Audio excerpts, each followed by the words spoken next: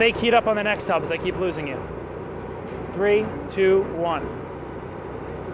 You're on. We apologize, having some technical difficulties getting cells down here because a good deal of our cell transmission come from the top of the World Trade Center. And you can see the black smoke continues. I'm going to give you a live picture down Church Street.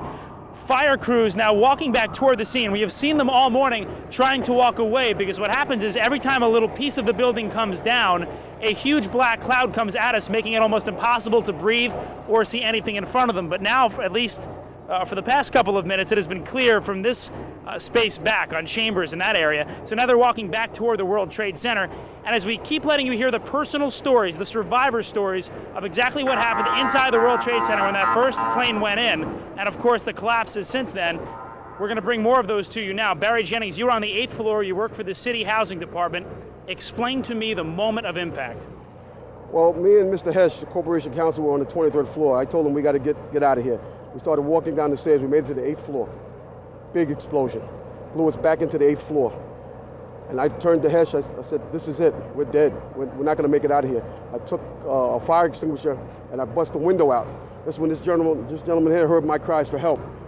This gentleman right here, and he kept saying, stand by, somebody's coming to get you. They couldn't get to us for an hour because they couldn't find us. You thought that was it? I thought we're dead. I thought that was it.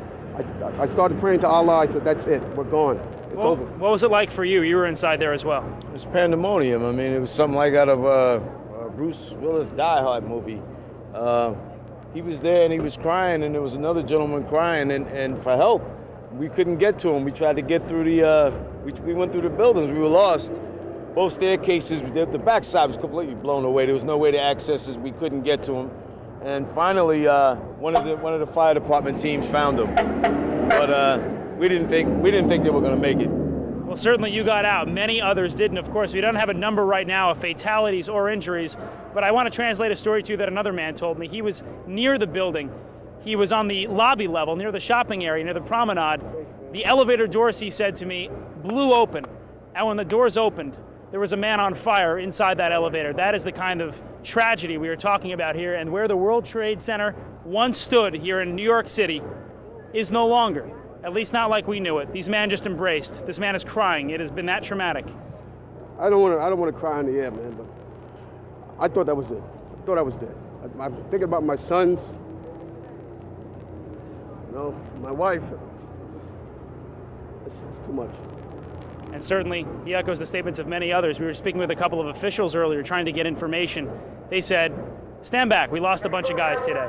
It has certainly been a horrible... In fact, let me come around right here as this happens.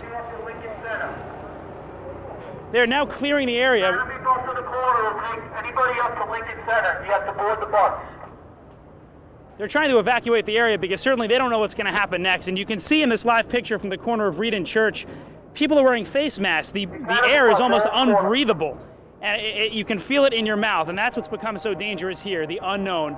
We're staying on the scene. We're trying to gather the latest information for you as well. Certainly, I also want to tell you our personal experience when we were inside of it.